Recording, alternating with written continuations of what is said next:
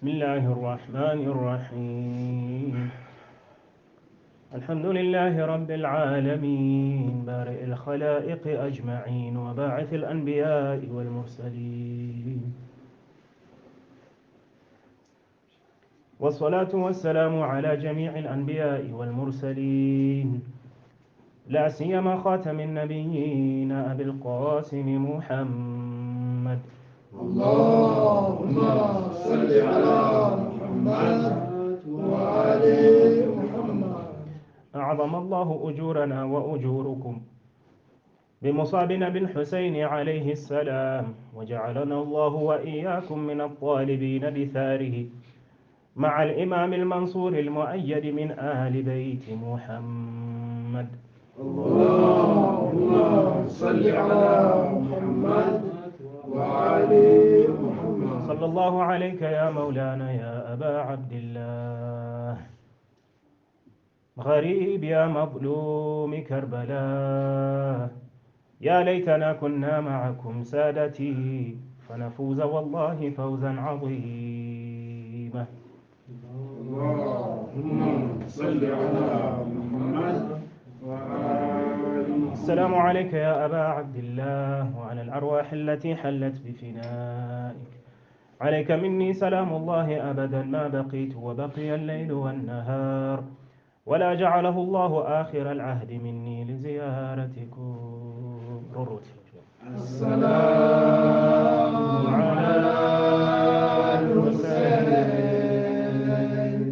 وعلى علي بن الحسين وعلى أولاد الحسين وعلى أصحاب الحسين. قال الله تعالى في القرآن الكريم: بسم الله الرحمن الرحيم، فلما أسلما وتله للجبين وناديناه أن يا إبراهيم قد صدقت الرؤيا إن كذلك نجزي المحسنين، إن هذا لهو البلاء المبين، وفاديناه بذبح عظيم. صدق الله العلي العظيم. صلوا على محمد وآل محمد. اللهم صل على محمد وآل محمد وعجل فرجهم.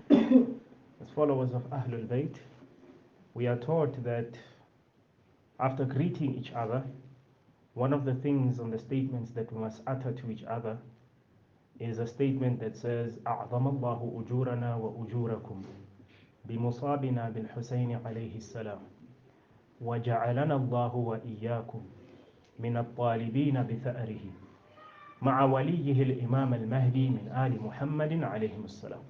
اللهم صل على محمد وآل محمد. And that means,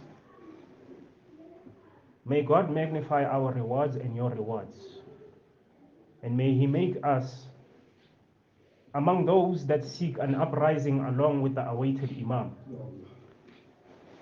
Oh, may God magnify our rewards and your rewards for the martyrdom and for grieving and for mourning for Imam al-Hussein alayhi salam, and may He make us among those that seek the uprising with the awaited Imam, who is Imam al-Mahdi alayhi salatu wassalam.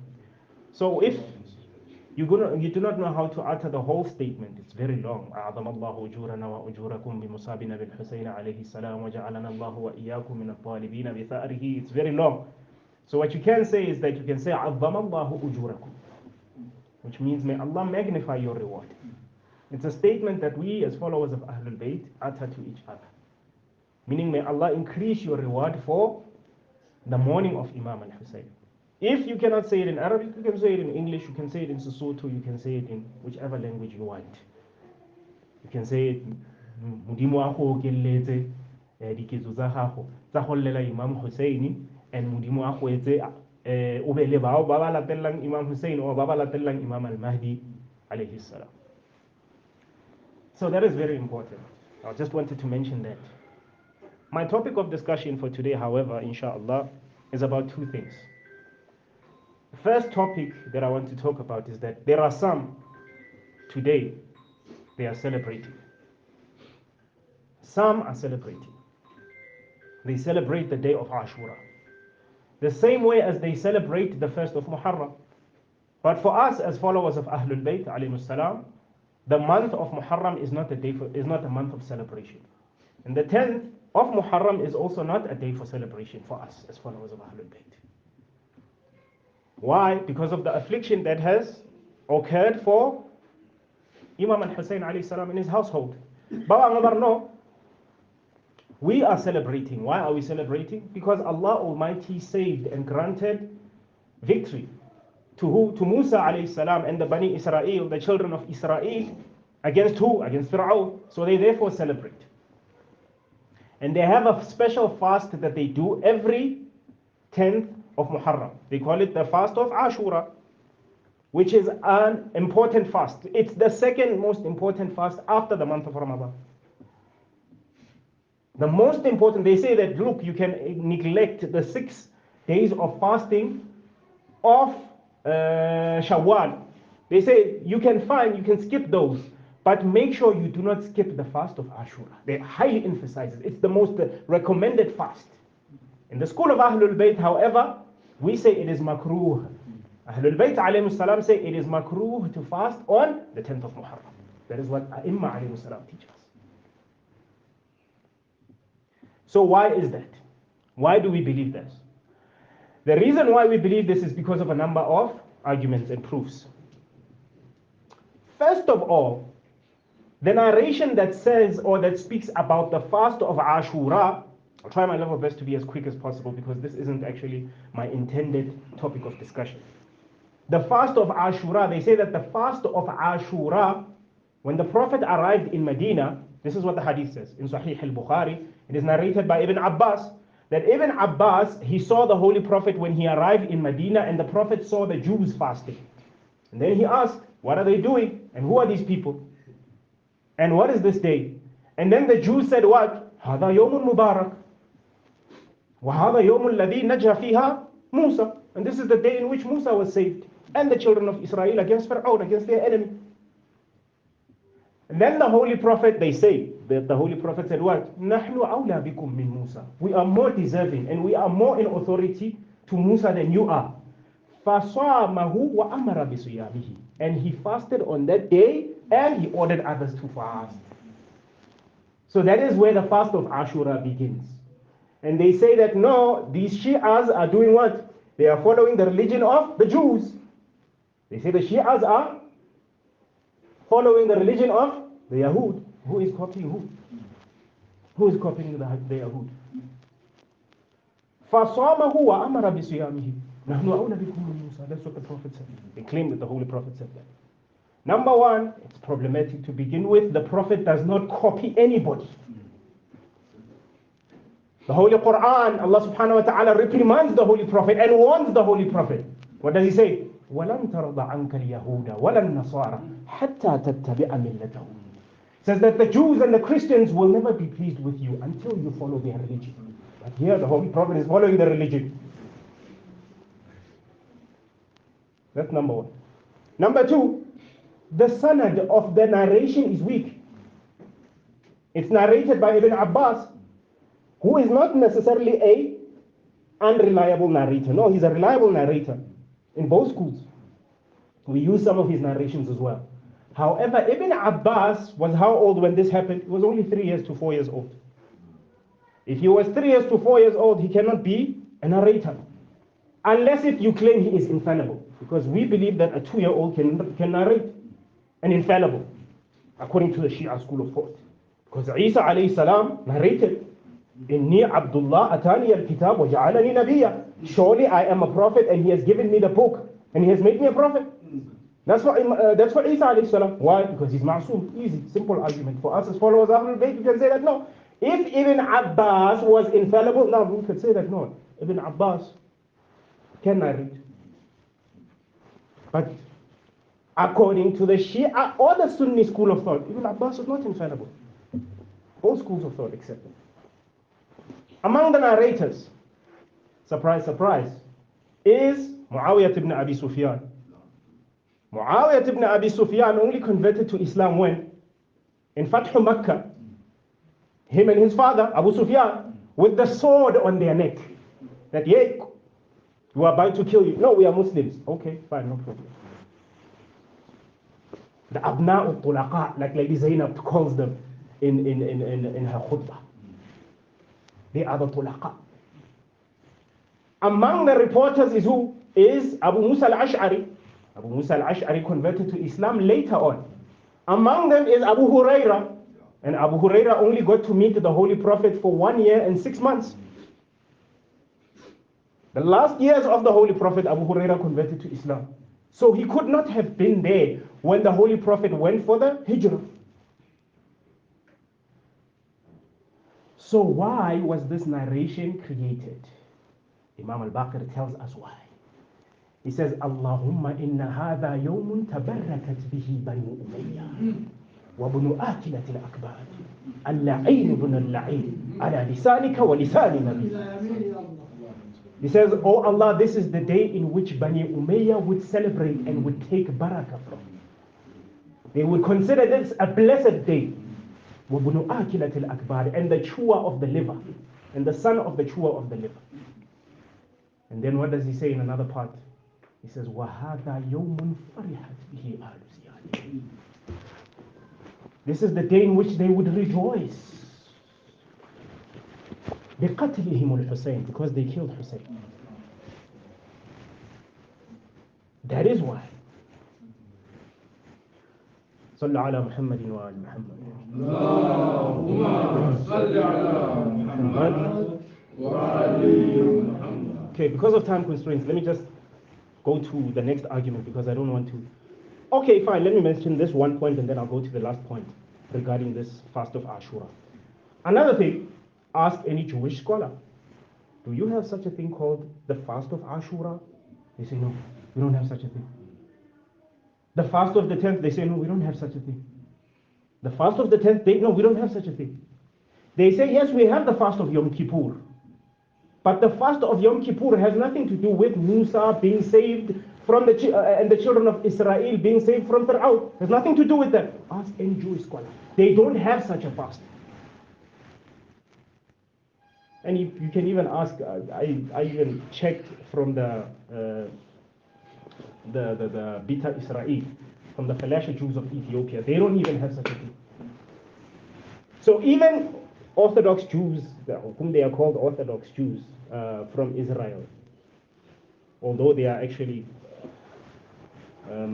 Ashkenazi Jews who come from Eastern Europe, but they themselves say that they don't have such a fast. It doesn't exist. It never existed.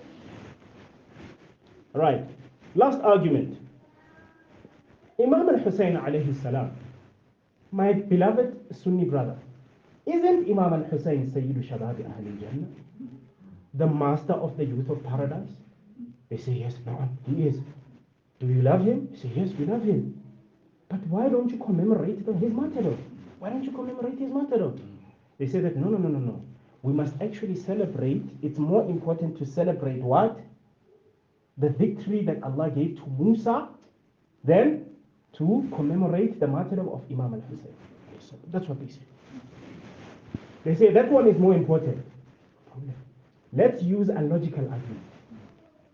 Bahthul mantiq. You have two sons, twins, Jack and John. For example, Jack and John. They get involved in a car accident.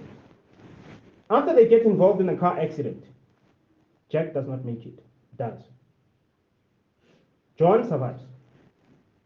Healthy, perfect, everything okay. Right? Will you celebrate that Jack is healthy? That John is healthy, but Jack did not make it? Or will you cry and mourn because Jack did not make it? If you say that no, I will cry because Jack did not make it, then you must apply the same argument. Why are you not celebrating that John died? You must be celebrating one. I'm sorry, Jack died. I don't know. It doesn't make a difference. I just came up with those words. Doesn't make a difference. Why are you not celebrating? You should be happy that one of your sons made it. Buy a cake. Make a party. As you do, as they do in Saudi Arabia, they celebrate. They say that, no, Alhamdulillah, this is a blessed day for Bani Israel, for Musa alayhi salam. If you have two sons, no matter how, even if that son you don't like him, say he's the least favorite of your sons, but the son did not make it, you can't say, I am celebrating because my son died. You can't. You will still cry, even if all your other sons made it. The other son, Nuh, Allah saved him. He saved him from the flood. That Ibrahim alayhi salatu wasalam, Allah saved him from the burning of the fire. And they come up with all of these things that they fabricated. Why? Because they know. When they were asked, why are you celebrating? This is the death of the Holy Prophet, because you must remember in Karbala they were celebrating. It was a celebration. For days, for several days, they were celebrating that they killed Imam al-Hussein. It was a huge celebration. And until today, they still celebrate. So when they were asked, why do you celebrate? Hussein ibn Ali was killed on this day. They say, no. Rasulullah sallallahu alayhi wa sallam, when he arrived in Medina, this is what happened. Because you need to introduce a religious justification to do what? To celebrate or to implement a particular practice. That is how the fast of Ashura came about. It's history. And that is why one of the most powerful scholars of the Salafi ideology, called Allama Albani, he considers it unauthentic and a fabrication. And he explains in his book Silsilatul Ahadith al-Sahiha, he explains or Tamam al-Minna, no, the book is called Tamam al-Minna. In his book Tamam al-Minna, he explains that this hadith was fabricated to justify the celebration of the killing of Hussein ibn Ali. Allama al-Albani. In the Salaf, he still says that.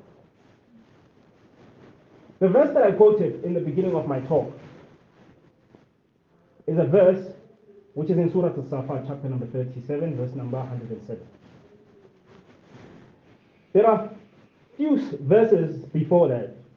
The story of Ibrahim alayhi salatu wasalam starts from verse number 84 up until 100 number 7. Speaks about him and his father or his grandfather or his uncle, whoever, who was an idol worshipper. And it goes on to the point whereby Allah subhanahu wa ta'ala blesses him with a son. Whether you say Ismail or Ishaq is not important. We'll talk about that some other time, inshallah. صلوا على محمد وآل محمد.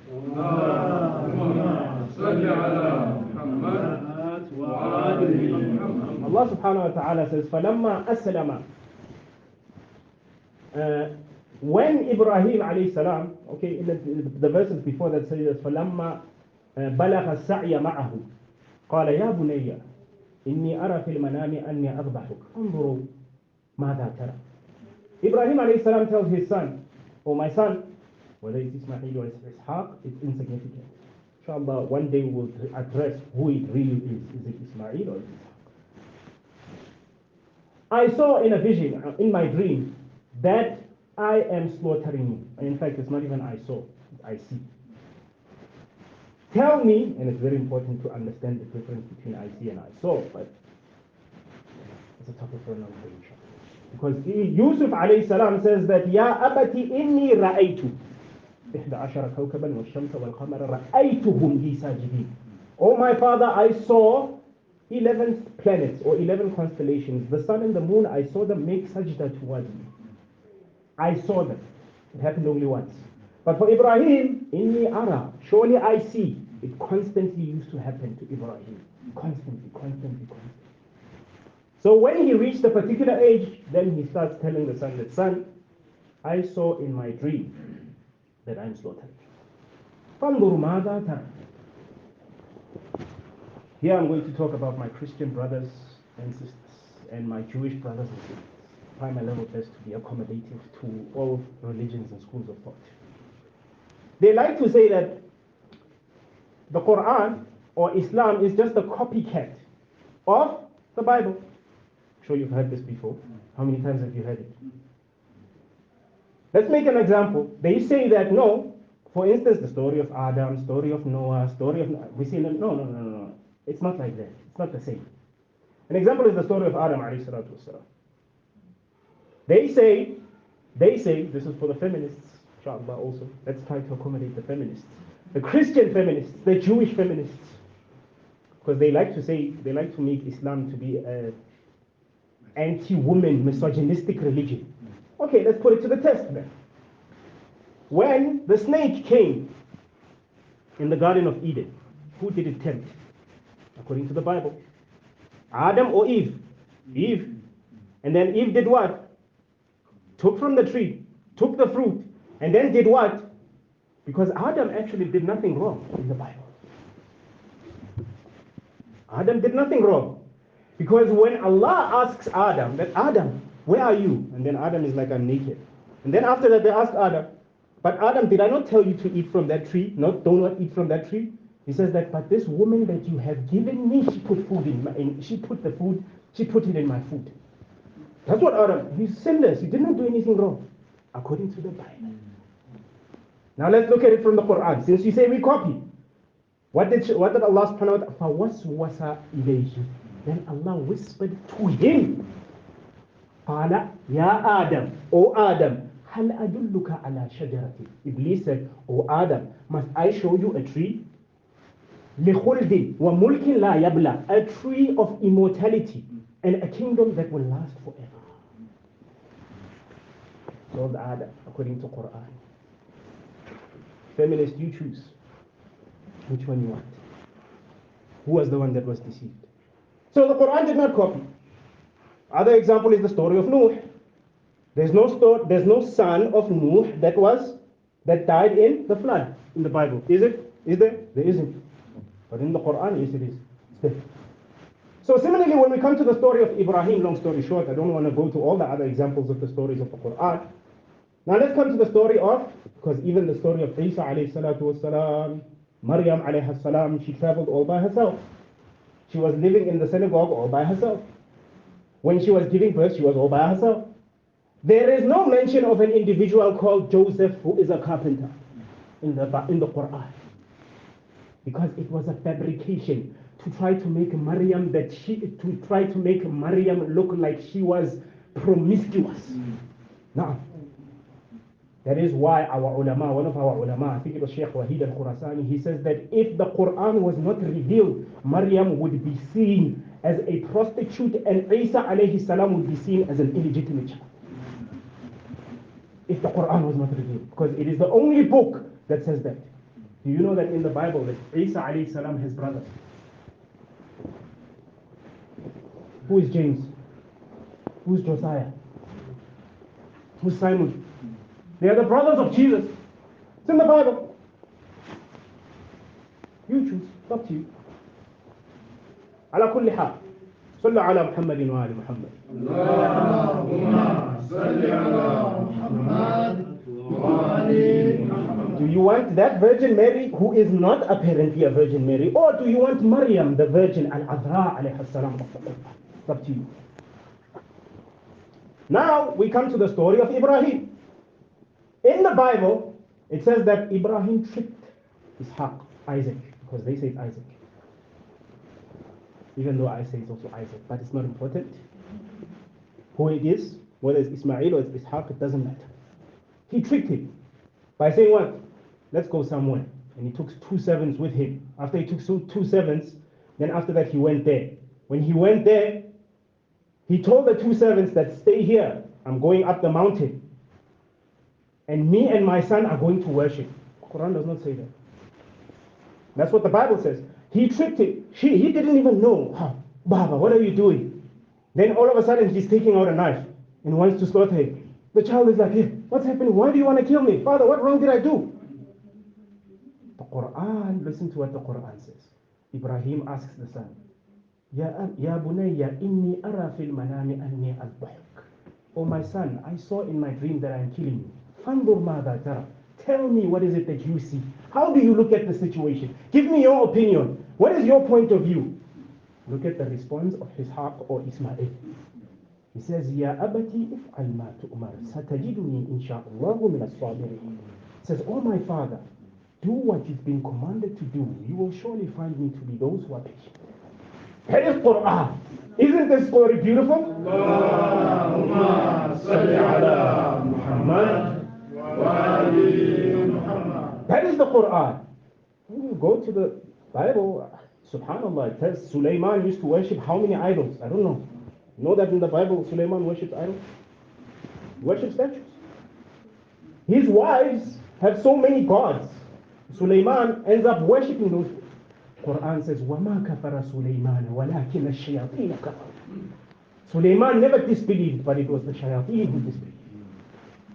The Quran is there to what? To clean the integrity and the dignity of all the Anbiya alayhi salam. Ala kulli hal.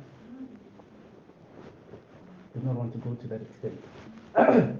So now, then after that incident happened with Ibrahim and his son. They go. فَلَمَّا أَسْلَمَا, when they both submitted, when Ibrahim and Ishaq both submitted, وَتَلَّهُ لِلْجَبِينِ, and he placed his hand over his forehead. وَنَادَيْنَاهُ أَنْ يَا إِبْرَاهِيمُ, and then we called Ibrahim. They said, يَا إِبْرَاهِيمُ قَدْ صَدَّقْتَ الرُّؤْيَا إِنَّا كَذَلِكَ نَجْزِي الْمُحْسِنِينَ. Ibrahim, surely you have made the dream to be what? To be truthful. And surely that is how we reward the muhsinin. So what is happening here? Did Allah subhanahu wa ta'ala command Ibrahim to slaughter his son? According to the Quran, no. According to the Bible, yes. No. Even if you were to argue and say that no, Ibrahim was about to slaughter his son is it's not really a problem. Because Khidr killed a young boy, small child. So the Anbiya alayhi salatu wasalam, they can kill, they can give life if they want. Isa alayhi salam gave life to the dead. Did he or did he not? He did. The angels alayhi salam, do they take life or do they not take life? They take life. Allah subhanahu wa ta'ala takes life. So Anbiya alayhimus salam, they are at a higher level. The prophets are at a higher level than the angels.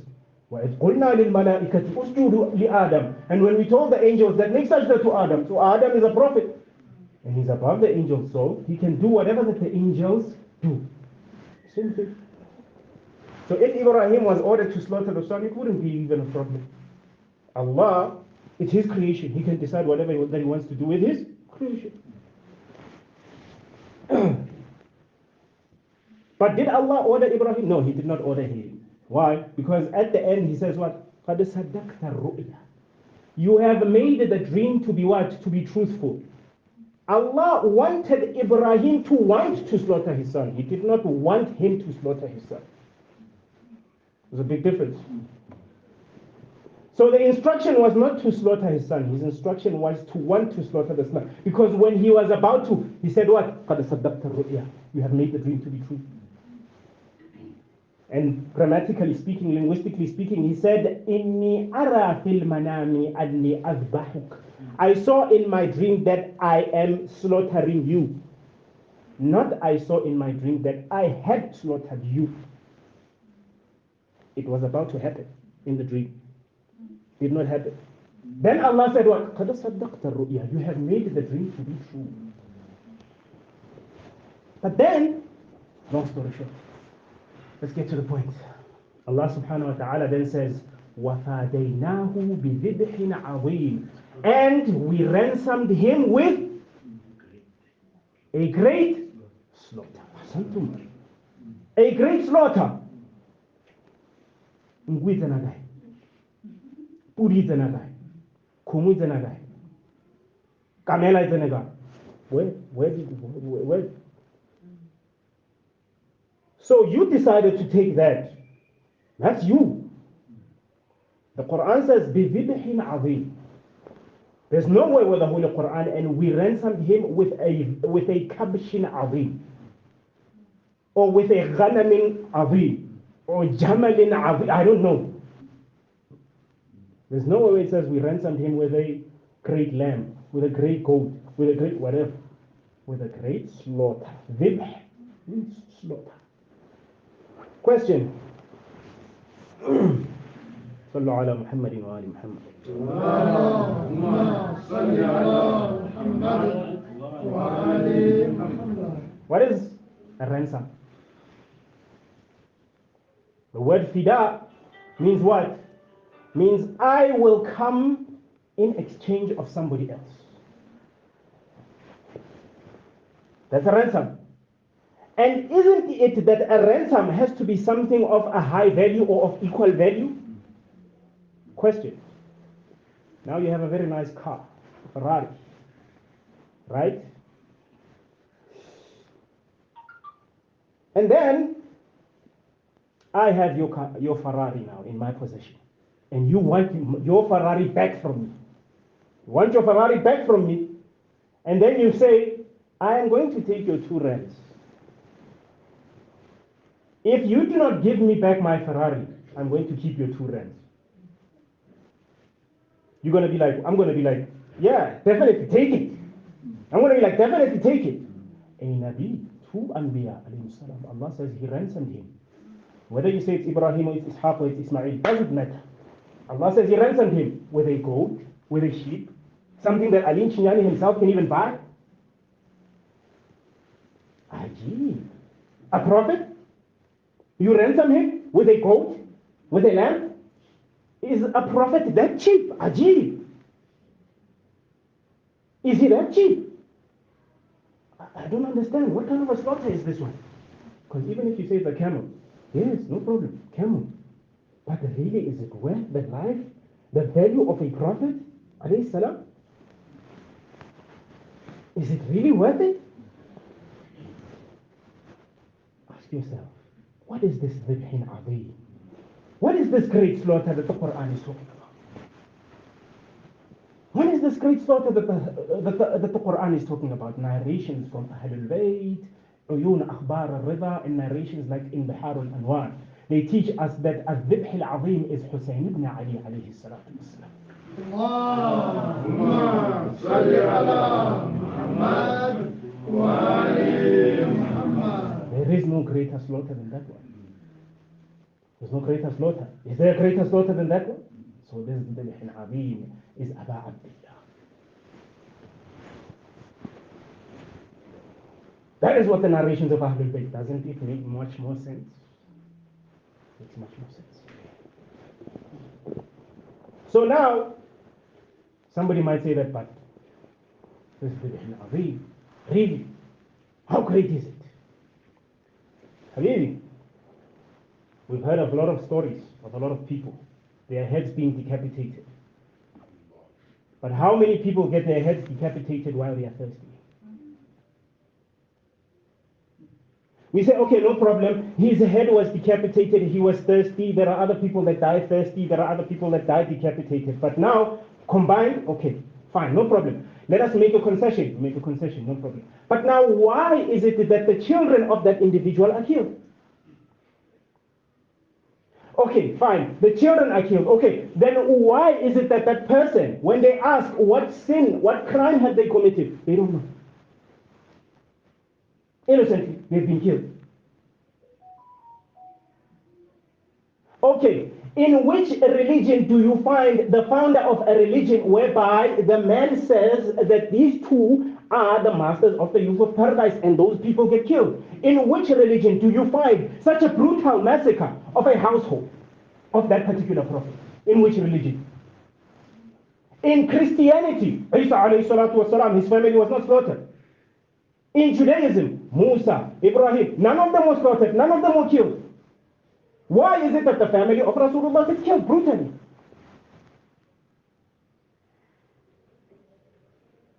Such a brutal massacre after all. Inshallah, there is a poem that I want to share with you. And my brother Sheikh Hussein once recited this poem. And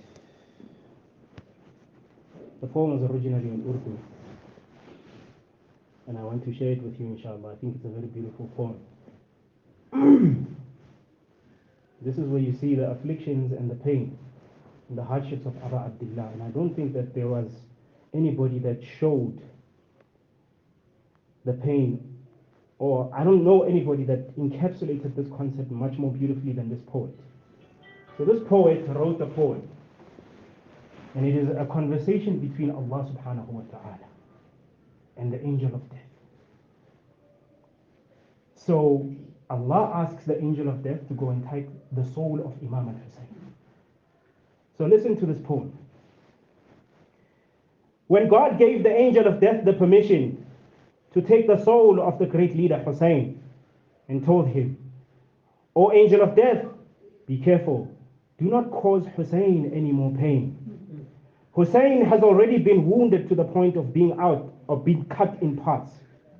The angel replied, "I do not have the strength to carry out these instructions, my Lord. How will I take the body on the soul of Hussein? My God, this trial of Hussein is so difficult to me." The angel weeping said, "Hussein has been wounded with an axe. Blood is rushing out of his head. The Prophet's son is drenched in blood. How do I keep my heart from shaking when I go near Hussein, when I can sense the fragrance and the smell of Fatima in him? How do I take the soul of Hussein from his body? My God, this trial of Hussein is so difficult for me." The angel weeps and says, "Is it really necessary for me to drop calamities on Hussein, on his eyes as well?" These eyes lost their joy when they were separated from Ali Akbar. And then word came from Allah. He said, "Okay, take this royal soul from his stomach. Take his soul from the stomach," the angel of death said. He said, "Oh merciful God, there are too many arrows in his stomach. There are too many arrows in his stomach. How do I take the soul of Hussein from his body? My God, this trial of Hussein is so difficult to me." And then word came from God. "Then take his soul from his back." The angel replied, "How will I take? How can I take when there is a knife on the neck of Hussein? And how can I take it from the back? Because the back of Hussein had broken when Abbas alayhi salam was killed. How do I take the soul of Hussein from his body? My God, this trial of Hussein is so difficult to me." The angel weeps, and the word came from God, "O angel, then take his soul from his chest." The angel replied, "O merciful God, O my Lord, how can I do that when the chest of Hussein has been stuck and has been struck with so many arrows? One of the soldiers also destroyed the chest when he struck him with so many spears. How do I take the soul of Hussein from his body? My God, this trial of Hussein is so difficult to me." The angel weeps, and word came from God, "O angel, you are full of doubts. Hussein has been so patient. The oppression has been too much. So take the soul of Hussein from his back." And the soul of Hussein could not be taken from the back. The angel said, "My Lord, I am your servant. You have entrusted me to take the souls of all your creation. But when I look at the body of Aba Abdullah, every single body part is wounded. Where do I place my hands to take the soul? Hussein has endured too much. I cannot take the soul of Hussein." Then Almighty God said, "We will ease this trial for you, O angel of death. Do not take the soul of this poor and oppressed servant of mine. I will be the one to take the soul of Hussein. I will make sure that I personally take his soul, so that the pain and the hardships of Hussein can come finally to an end."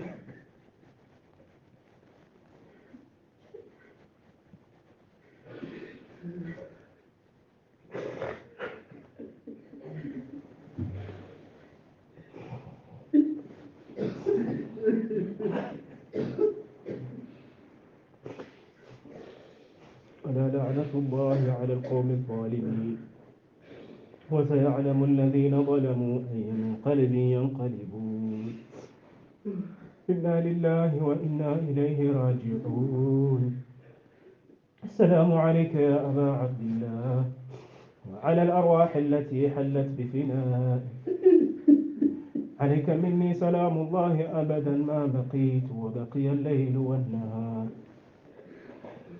ولا جعله الله آخر العهد مني لزيارتكم السلام على الحسين وعلى علي بن الحسين وعلى أولاد الحسين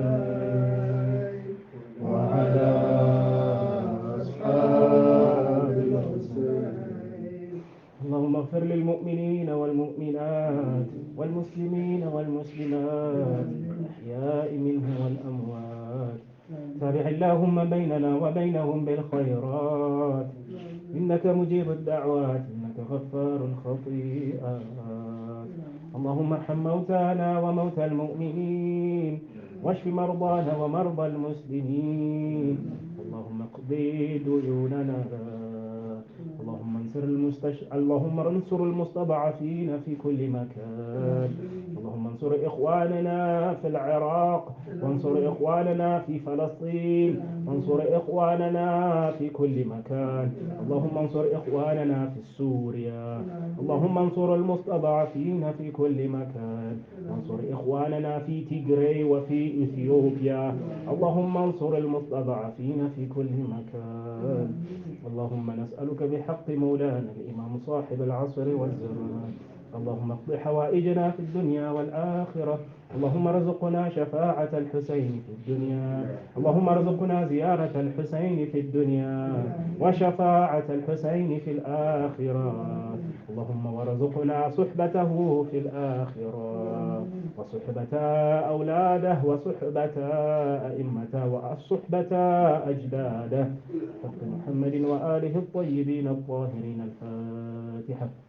بسم الله الرحمن الرحيم الحمد لله رب العالمين الرحمن الرحيم مالك يوم الدين إياك نعبد وإياك نستعين اهدنا الصراط المستقيم صراط الذين أنعمت عليهم غير المغضوب عليهم ولا الضالين سبحان ربك رب العزة عما يصفون وسلام على المرسلين الحمد لله